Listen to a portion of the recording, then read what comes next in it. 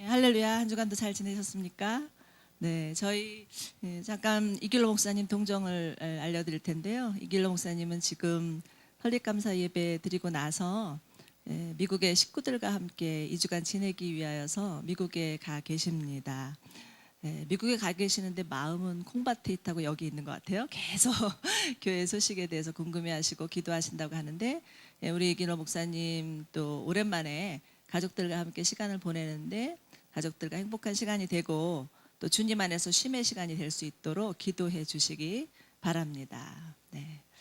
제가 온누리교회에 있을 때 무릎 선교 기도학교라는 모임을 섬긴 적이 있었습니다. 그 모임은 매주 선교사님들이 오셔서 자신의 사역과 삶을 나누고 그것을 듣고 저희가 중보 기도하는 모임이었는데요. 많은 선교사님들이 그곳에 오셔서 하나같이 동일하게 하시는 말씀이, 선교지에서 사역하는 것보다 더 어려운 것은 인간관계더라. 특별히 선교사님들 사이에서 관계가 가장 어렵더라 하는 말씀을 많이들 하셨습니다. 사역은 하나님 앞에 기도하면 하나님께서 하시는 것이 보이는데 관계는 기도해도 잘 안 되는 것 같다라는 이야기들을 하셨던 것 같습니다. 근데 정말 그런 것 같지 않으십니까? 선교사님들뿐만 아니라 우리들의 삶 가운데서도 가장 어려운 것이 관계 안에 갈등 있을 때인 것 같습니다.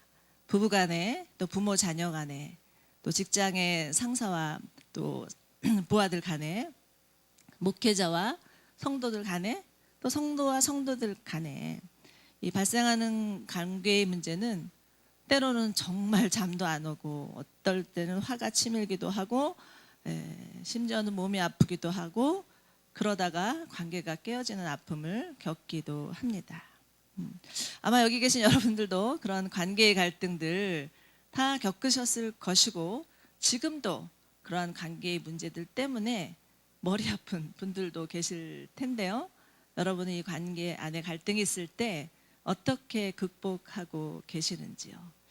오늘 저희가 함께 읽은 본문의 말씀, 빌립보서 말씀도 보면 그 배경은 빌립보 교회 안에 있었던 관계의 갈등 때문에 오늘의 말씀이 주어졌다고 볼 수가 있습니다. 그리고 하나님은 어떻게 이 관계의 갈등을 풀어가야 할지에 대해서 우리에게 그 길을 제시해 주고 계십니다. 우선 빌립보 교회는 어떤 교회였습니까? 저희가 빌립보서를 읽어보면 빌립보 교회는 어떤 교회보다도 타의 모범이 되는 교회였던 것 같습니다. 사도 바울이 복음을 전할 때 전심을 다해서 동참했던 교회이고요. 또 사도 바울이 감옥에 갇혀 있을 때 마음을 다해서 기도하며 도왔던 교회가 빌립보 교회였습니다. 그런데 이처럼 훌륭한 교회에도 관계 가운데 갈등이 있었다라는 것입니다. 빌립보서 4장을 보면 유오디아와 순두계라는 이름이 등장합니다. 바울은 이 두 사람의 이름을 거론하면서 주 안에서 같은 마음을 품으십시오라고 권면하는 것으로 보아서 이들 안에 갈등이 있었다라는 것을 유추해 볼 수가 있습니다. 그런데 이들은 빌립보 교회의 여자 리더들이었습니다. 사도 바울이 근데 이들을 향해서 뭐라고 얘기하냐면 이들은 나의 진정한 동역자요 복음 전한 일에 마음을 다해 수고한 자들이요 이들의 이름이 생명책에 기록되어 있다라고 말씀하고 칭찬하고 있습니다. 아마 이들은 빌립보 교회에서 아주 중추적인 역할을 하는 자들이었던 것 같습니다. 누구보다도 하나님을 사랑하고 교회를 사랑했던 자들이었습니다. 그런데 이 귀한 두 여자 리더들, 유건사님과 순건사님이라고 볼 수가 있겠어요? 이들 안에 어떤 이유인지는 모르겠지만 갈등이 있었다라는 것을 유추해 볼 수 있습니다. 장담컨대 이들은 교회가 잘 되기를 간절히 바라는 마음, 그 마음에서 자신의 생각과 의견을 주장하다가 그것이 달라서 좀 마찰이 있지 않았나 싶고, 이러한 리더들 간의 갈등은 아마도 교회 안에 또 부정적인 영향력을 끼쳤을 수도 있습니다. 빌립보 교회는 특별히 여성 리더십이 강했던 교회였던 것 같습니다. 사도행전 16장을 보면 하나님을 경외하는 몇몇 여자들이 빌립보 강가에서 기도를 하고 있다가 사도 바울을 만나서 예수님을 영접하게 되고, 그래서 시작한 교회, 그래서 아주 그 지역의 유력한 옷감 장사였던 루디아에 의해서 시작된 교회가 빌립보 교회였습니다. 예수님을 사랑한 귀한 여인들이 모여서 정말 한 열심으로, 한 열정으로 세워진 교회가 빌립보 교회였습니다. 그런데 때로는 이 한 열심 한 열정이 문제를 일으킬 때가 있다라는 것입니다. 매사에 너무 잘해보려고 하다가 사단이 나는 거죠. 저희 큰아들은요, 제가 봐도 정말 옆에서 세미날 정도로 애처가입니다. 그래서 우리 며느리 친구들이 다 부러워해요. 어쩌면 그렇게 남편이 잘해줄 수 있느냐 하고 부러워하는데, 저희 큰아들이 너무 잘하려고 하다가 어쩔 때 잘 안 되면 자기 그 잘 안 되는 그것 때문에 버럭 화를 내는 게 그러다가 그동안 했던 모든 수고를 하루아침에 그냥 왕창 까먹어버리는 게 항상 문제여서 저희 며느리가 너무 잘하려고 하지 말고 중간만 해달라, 제발 제발 좀. 너무 잘하려고 하다가 내가 괴롭다 이런 얘기를 하더라고요. 사도 바울은 지금 관계 안에 있는 갈등으로 교회가 어려워졌다는 소식을 듣습니다. 그리고 교회에 편지를 쓰게 되죠. 빌립보서를 쓰게 된 주된 이유가 바로 여기 있다라고도 할 수 있습니다. 그런데 오늘 읽은 본문은요, 사실은 빌립보 2장 1절에서 4절과 연결되는 본문이죠. 우리가 지지난 주에 이글로 목사님께서 이 빌립보 2장 1절에서 4절까지 말씀을 전하셨는데, 혹시 그 제목이 기억나시는 분들 계십니까? 네? 이야, 여기 누군가 한 분 계시는 것 같아요. 할렐루야. 네. 지지난주 제목은 복음에 합당한 공동체의 내적 자질이었습니다. 복음에 합당한 공동체가 되기 위해서는 서로 한 마음이 되고, 또 서로 돌아보고 겸손하여야 한다. 이러한 공동체가 되어야만 정말 그 예수님의 복음을 땅끝까지 전할 수 있다. 그렇게 말씀을 전해 주셨는데, 여러분, 우리끼리 얘기지만 솔직히 말해서 이 복음에 합당한 공동체의 자질, 이 자질을 가진 교회가 있을까요?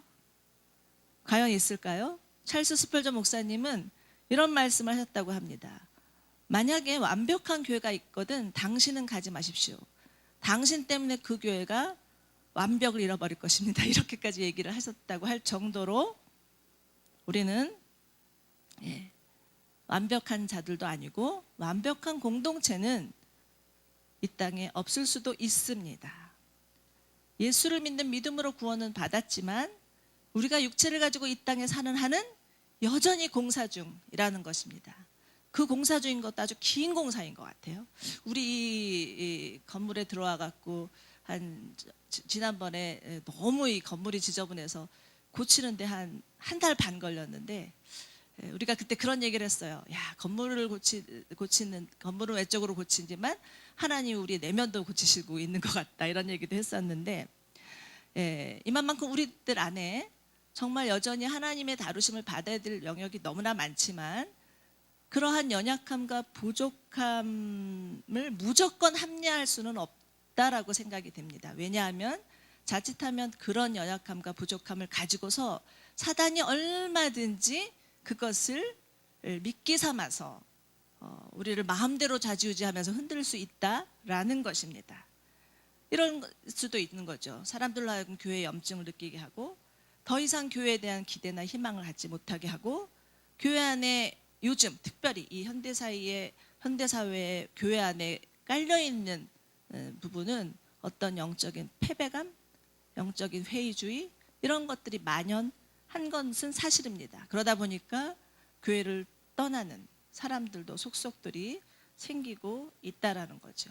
아예 믿음을 포기하시는 분들도 있는 것이 너무나 안타까운 오늘의 현실이라고 생각할 수 있습니다. 그러나 사도 바울은 지금 오늘 말씀에서, 오늘 저희가 읽은 말씀에서 2장 5절에서 정말 합당한 공동체가 되기 위한 답을 주고 있습니다. 빌립보서 2장 5절 말씀 저희 다시 한번 읽어볼까요? 빌립보서 2장 5절이요. 시작. 여러분 안에 이 마음을 품으십시오. 그것은 곧 그리스도 예수의 마음이기도 합니다. 네, 바울은 지금 여기서 마음에 대해서 언급을 하고 있습니다. 여러분 먼저 마음이란 어떤 것일까요? 마음은 사람의 지성이나 감정이나 의지들의 정신적인 활동이 이루어지는 곳이고 인간 내면 세계의 중심이라고 볼 수 있습니다. 인간 존재의 중심이라고 할 수 있는 거죠. 그렇기 때문에 성경에서는 마음에 대해서 굉장히 많이 언급하고 있습니다. 제가 오늘 말씀을 준비를 하다가 도대체 성경에 마음이라는 것에 대해서 얼마만큼 다루고 있는지 한번 쭉 찾아봤어요. 그랬더니 1000번이 넘어요. 그리고 시편에서는 무려 100번 이상 마음이라는 단어를 사용하면서 마음에 대해서 언급하고 있는 것을 볼 수가 있습니다. 그만큼 마음은 우리 존재의 중심이기 때문이라는 것입니다. 그런데 성경에 나타난 마음에 대한 구절을 좀 살펴보면요. 일단 창세기 6장 5절에서는 사람이 마음으로 생각하는 것이 모든 계획들이 항상 악하다 이렇게 말씀하고 계시고요. 또 마태복음 15장 18절에서는 사람의 마음에서 나오는 것은 악한 생각이다. 살인이나 간음이나 음행, 도덕질, 거짓 증언, 비방 이런 것들이 사람의 마음에서 나온다. 이렇게 예수님 말씀하고 계십니다. 이사야서 29장 13절에서는 이 백성이 입술로는 나를 공경해도 마음으로는 나에게서 멀리 떠나 있구나 라고 하나님이 한탄하시면서 말씀하시는 것들을 볼 수가 있습니다. 타락한 인간의 마음은 악하기 짝이 없고 지극히 자기중심적이고 이중적이라고 하나님은 폭로하고 계십니다. 토마스 머튼 신부님은요, 모든 인간은 다 연기를 하고 산다 이렇게까지 표현을 할 정도로 우리 인간의 마음은 겉다르고 속다르다 할 수 있습니다. 정직히 말해서 인간의 마음 믿을 게 못 된다라는 것입니다. 여자의 마음 갈대라고 하죠. 근데 여자의 마음뿐만 아니라 모든 인간의 마음은 다 그러한 것 같습니다. 조속으로 변할 수 있는 것도 인간의 마음입니다. 믿는 도끼에 발등 찍힌다는 말도 있죠. 예, 왜요? 인간의 마음이 그러하기 때문입니다. 아침에는 날아갈 때 기분이 좋다가도 저녁 되면 기분이 확 나빠지고 학교 성적에 따라서 또는 회사 실적에 따라서 장사하시는 분들은 그날 매출에 따라서 또 은행 잔고에 따라서 상대방의 반응에 따라서 달라지는 것이 사람의 마음입니다. 자기 기분 내키는 대로 결정하고 자기 원하는 대로 좌지우지 하는 게 사람의 마음입니다. 창세기 4장을 보면 인류 최초의 살인자라는 칭호를 받은 가인이 나옵니다. 가인이 자기 동생 아벨을 쳐 죽인 이유는 하나님께서 자기 재물은 받지 않고 아벨의 재물은 받았기 때문에 화가 나서 기분이 나빠서 그 동생을 죽였던 것입니다. 또 사무엘 하를 보면 다윗의 아들 암논이라는 사람이 나옵니다. 이 암논은요, 자기 이복 누이 다말을 너무 흠모했어요. 그래서 상사병이 났다라고 표현하고 있는데, 상사병이 나서 자기가 너무 다말을 가지고 싶으니까 꽁수를 부려서 다말을 자기 침상에 불러서 강간을 해놓고는, 그러고 나서는 마음이 바뀌어요. 그래서 그 다말을 그렇게 좋아하더니 그 이후로는 그 다말이 미워서 못 견딜 정도로 증오하다가 내쫓아 버렸다라고 기록하고 있습니다. 사람의 마음이라는 게 이처럼 간사하다라는 것입니다. 여러분의 마음은 어떠십니까? 사람의 마음 안에는 분노, 소외감, 비교의식, 출세욕구, 고정관념, 선입견, 편견, 집착, 상처, 말할 수 없는 복잡한 것들이 얽혀져 있습니다. 그리고 너무나 안타깝게도 아무리 말씀을 듣고 기도하고 봉사하고 철저히 11조 생활한다 해도 바뀌지 않을 수 있는 게 사람의 마음입니다. 예수님 당시에 바리새인과 율법학자들, 그들은 참으로 모든 무사람의 부러움의 대상이었습니다. 얼마나 성실하게 하나님을 예배하고 섬겼던지. 그렇지만 예수님은 이들에게 오셔서 신랄하게 이들을 향해서 너희들은 독사의 자식이다, 외식하는 자들이다, 너희 위선을 벗어라, 이렇게 말씀하시죠. 왜요? 열심히 종교 생활은 하지만 그들의 마음은 바뀌지 않았기 때문이라는 것입니다. 사랑하는 여러분, 하나님이 진정으로 원하시는 것은 완벽한 종교 행위가 아니에요. 마음의 변화입니다. 우리의 마음이 변할 때 비로소 참다운 인간관계를 회복할 수 있고 하나님이 원하시는 삶을 살 수 있기 때문이죠. 로마서 12장 2절에서는 이렇게 말씀하십니다. 여러분은 이 시대의 풍조를 본받지 말고 마음을 새롭게 함으로 변화를 받아서 하나님의 선하시고 기뻐하시고 온전하신 뜻이 무엇이든지 분별하도록 하십시오 라고 권면하고 있습니다. 그런데 여러분, 우리의 마음의 변화는 우리 스스로 할 수 있는 것이 아닙니다. 내가 마음을 고쳐먹고 내가 마음을 착하고 선하게 먹고 그렇게 작심한다고 해서 되어지는 것이 아니라는 것입니다.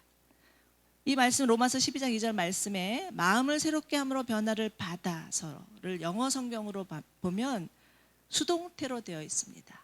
Be transformed by the renewing of your mind, 이렇게 되어 있습니다. 우리의 마음은 우리가 바꿀 수 있는 것이 아니라 우리 안에 계신 예수 그리스도께서 우리의 마음을 새롭게 변화시켜 주실 수 있다는 거죠. 여러분, 마음은요, 죄가 자리하는 영역이기도 하지만 하나님이 역사하시는 영역이기도 합니다. 그래서 마음은 영적 전쟁터예요.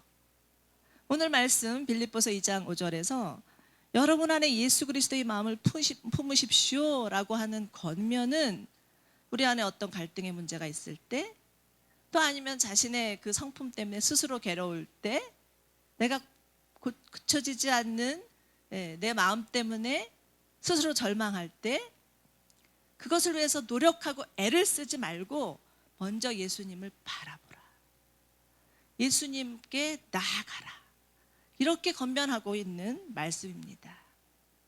이 말씀에서 품는다라는 뜻의 헬라어는요, 느끼다, 생각하다라는 뜻이기도 합니다. 즉 예수님의 마음으로 느끼고 예수님의 마음으로 생각하라는 거죠. 그런데 여러분, 어떤 마음이 예수님의 마음일까요? 바울은 그 다음 빌립보서 2장 16에서 8절에 예수님의 마음이 무엇인지에 대해서 저에게 구체적으로 알려주고 계십니다. 우리 빌립보서 2장 6에서 8절 한번 같이 읽어볼까요? 빌립보서 2장 6에서 8절 시작. 그는 하나님의 모습을 지니셨으나 하나님과 동등함을 당연하게 생각하지 않으시고 오히려 자기를 비워서 종의 모습을 취하시고 사람과 같이 되셨습니다. 그는 사람의 모양으로 나타나셔서 자기를 낮추시고 죽기까지 순종하셨으니 곧 십자가에 죽기까지 하셨습니다. 아멘. 여러분, 이 말씀은 우리가 너무나 늘상 읽었던 그냥 문자적인 글자가 아닙니다. 이 구절에는 예수 그리스도의 마음이 어떠한지가 담겨져 있습니다. 구구절절 담겨져 있습니다. 예수님이 하늘의 영광을 버리시고 이 세상에 인간으로 오시고 또 십자가에 달리셔서 죽으신 이유는 오로지 모든 인류를 향한, 우리를 향한 예수 그리스도의 긍휼의 마음, 사랑의 마음이었다는 것입니다. 그리고 이것은 순전히 예수 그리스도의 자발적인 행위와 결단이었지 어떤 타의에 의해서나 명분에 의해서가 아니라는 것을 알 수가 있습니다. 그리고 예수님의 마음은 이 땅에 오셔서 사신 그 예수 그리스도의 모습, 복음서에 기록된 예수 그리스도의 모습을 통해서 잘 알 수 있습니다. 여러분들 마태, 마가, 누가, 요한복음 다들 많이 읽어보셨죠? 그곳에 담긴 예수 그리스도의 마음은 어떠한 마음일까요?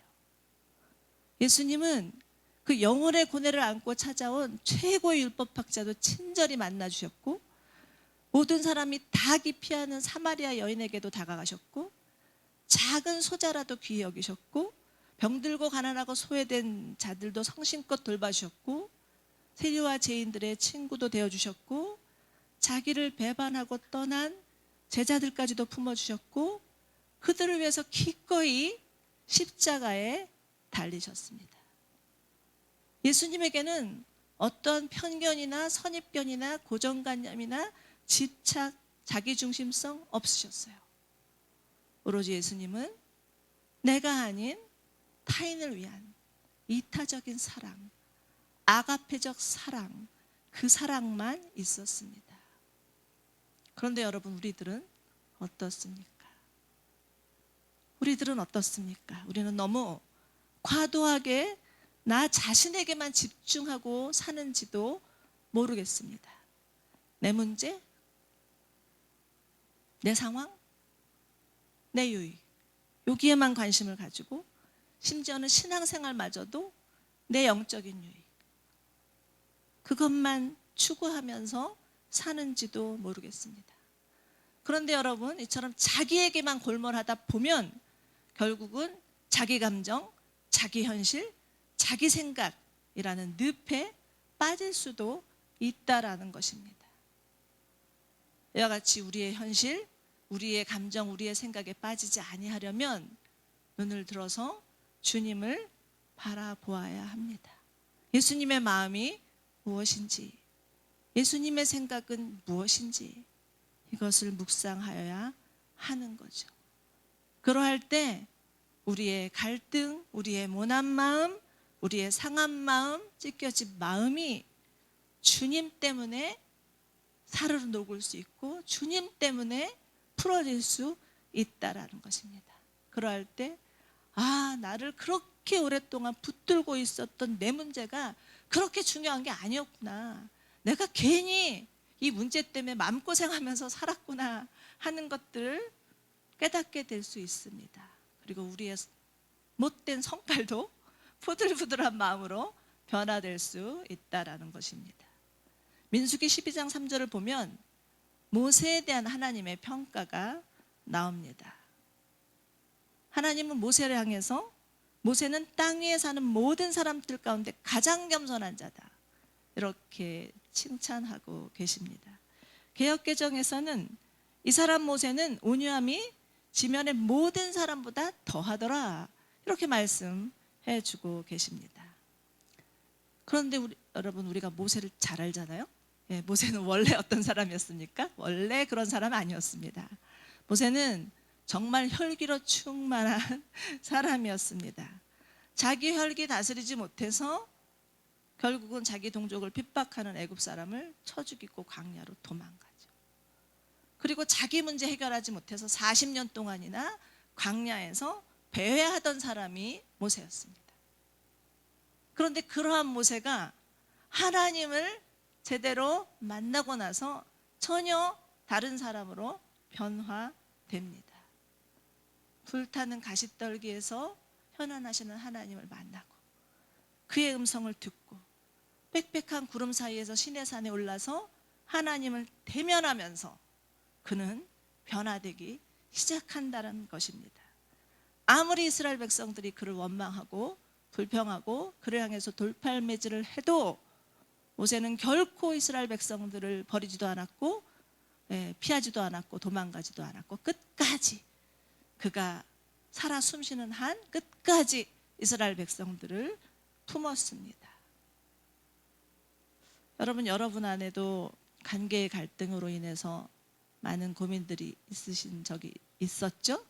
지금도 겪고 계실지도 모르고요. 또는 여러분 안에 있는 그 분노, 혈기, 상처, 이것 때문에 스스로 괴로운 마음도 있을 수도 있습니다. 그럴 때마다 내가 내 문제 해결할 수 없다라는 것을 인정하시고 하나님 앞에 나아가시는 은혜가 있기를 바랍니다. 주님의 마음이 우리의 마음 가운데 부어지도록 기도하시기를 간절히 축원합니다.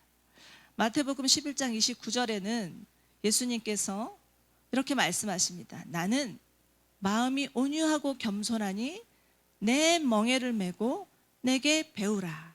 그리하면 너희 마음에 쉼을 얻을 것이다. 여러분, 우리는 예수님께 배워야 합니다. 온유하고 겸손하신 예수님의 마음이 우리 가운데 충만할 때까지, 또 그래서 우리 마음 안에 있는 분노와 혈기와 걱정과 염려와 두려움과 교만들이 사라질 때까지 계속 예수님의 마음이 우리 가운데 부어지도록 기도하고 구하여야 합니다. 그러할 때 관계 안의 갈등 사라질 것이고 우리 안에 있는 성품이 변화될 것이고 내 내면이 새로워지는 은혜를 경험하게 될 것입니다. 여러분, 기독교의 본질은 자기 비움, 자기 부인이라고 하죠. 수도 없이 들었죠. 그런데 우리가 과연 정말 우리 자신을 비울 수 있을까? 우리 자신을 부인할 수 있을까? 이것은 정말 우리 안에 숙제이고 갈등이고 고민입니다. 그런데 여러분, 아무 일 없는데 정말 우리 삶이 순탄한데 이걸 배울 수 있겠습니까? 절대 안 됩니다. 우리 안에 관계의 갈등이 있다면, 또 그것 때문에 고통스럽다면 어쩌면 주님께서 정말 주님의 마음이 무엇인지를 배울 수 있는 기회를 주시는 시간이라고도 할 수가 있습니다. 위급과 기회라고 하죠. 그런 것처럼 정말 내가 가지고 있는 문제를 가지고 하나님 앞에 나아갈 때 주께서 주님의 마음을 보여주시고 우리를 새롭게 하는 은혜가 있으리라고 믿습니다. 저는 오늘 말씀을 제가 지난 여름에 하나님을 만났던 짧은 간증으로 마치려고 합니다. 사실은 오늘 말씀을 준비하는 게 정말 마음에 힘들었습니다. 왜냐하면 예수님의 마음을 품으라는 제목을 가지고 말씀을 전하는데 나는 과연 내 마음에 예수님의 마음이 품어져 있나? 내가 그게 안 되는데 어떻게 우리 성도님들에게 말씀을 전할 수 있을까 하는 그런 고민 때문에 정말 설교를 여러 번 썼다 지웠다 했었습니다. 연애 편지도 아닌데 왜 이렇게 정말 설교 준비를 하다가 여러 번 반복했는지 모르겠습니다. 그래서 고민하고 기도하는 끝에 어제 오전에 주님께서 섬강처럼 지난 여름 저를 만나 주셨던 그 시간을 떠오르게 하셨습니다.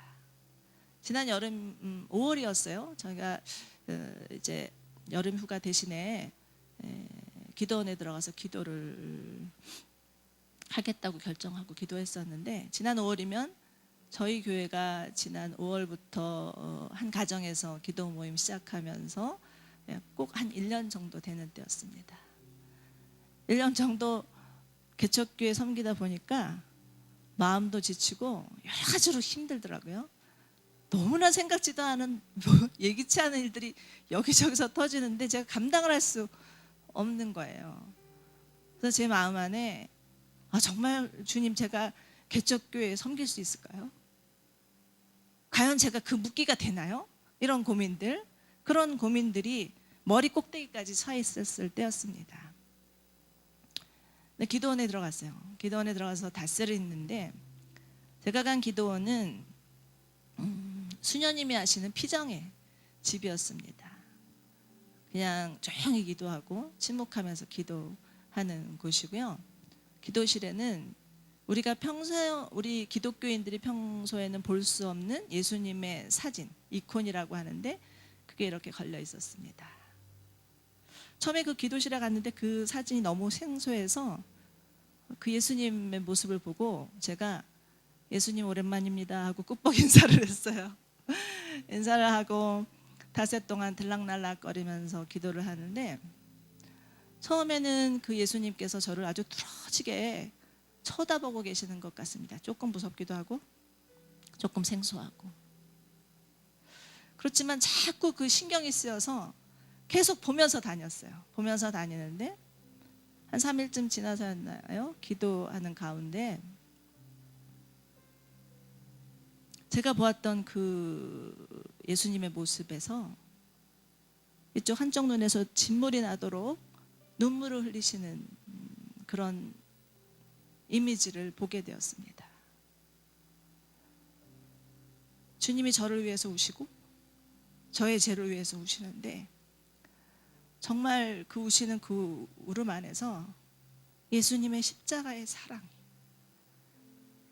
예수님의 그 긍휼의 마음이 느껴지는 거예요.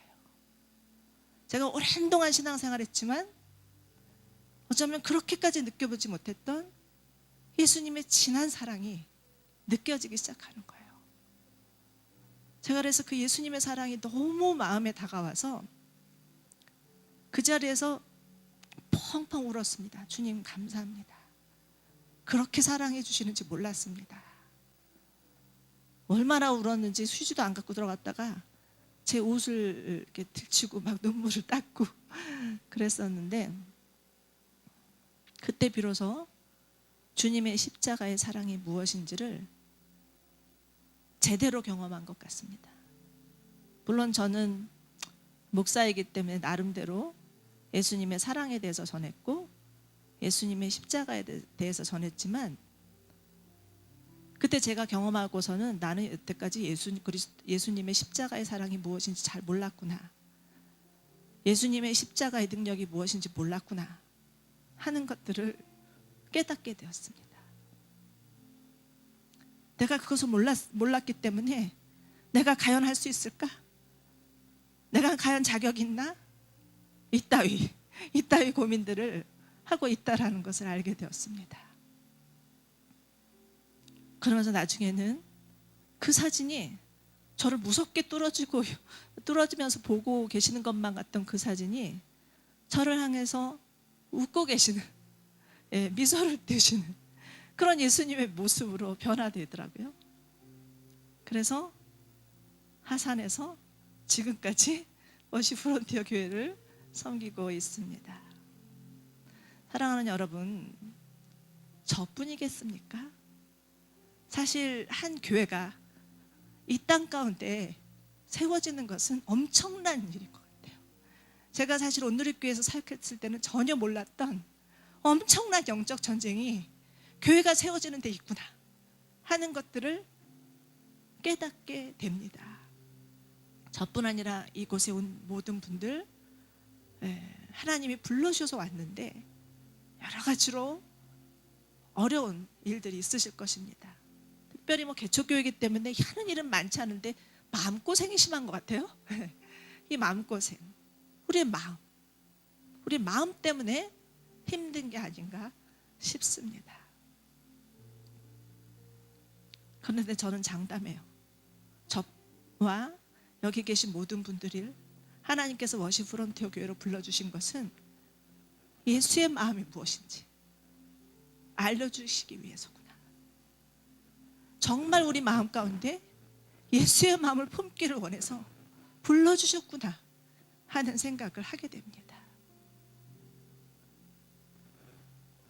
아무리 오랫동안 신앙생활했지만 정말 예수 그리스도의 십자가의 사랑, 그 사랑이 무엇인지 우리가 얼마나 알고 있었나 라는 그러한 생각이 듭니다.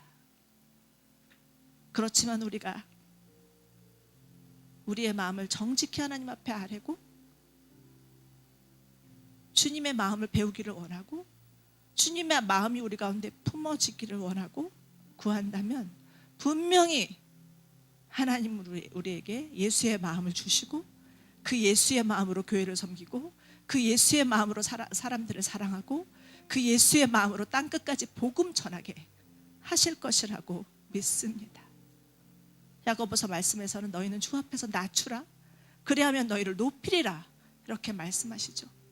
예수님은 이 땅에 정말 하나님이셨지만 모든 것을 비우시고 자기를 낮추시고 죽기까지 순종하심으로 인해서 하나님께서 예수님을 만왕의 왕이요 만유의 주로 모든 이름에 뛰어나신 이름으로 불러주셨습니다. 우리 이 시간에 그 예수님을 묵상하시고 그 예수님의 마음이 우리 가운데 품어질 수 있도록 기도하였으면 좋겠습니다. 오늘 마지막 절이네요. 빌립보서 2장 9절에서 11절 말씀. 이 말씀을 정말 주님 앞에 고백하고 만천하에 선포하는 마음으로 선포하고 함께 찬양하고 기도하였으면 좋겠습니다. 빌립보서 2장 9절에서 10절입니다. 시작. 그러므로 하나님께서는 그를 지극히 높이시고 모든 이름 위에 뛰어난 이름을 그에게 주셨습니다. 그래야 하늘과 땅 위에 땅 아래에 있는 모든 것들이 예수의 이름 앞에 무릎을 꿇고 모두가 예수 그리스도는 주님이시라고 고백하며 하나님 아버지께 영광을 돌리게 하셨습니다. 아멘. 우리 다 함께 그 자리에 일어나셔서 이 땅에 오신 하나님의 본체 주님을 생각하시면서 함께 찬양하시겠습니다.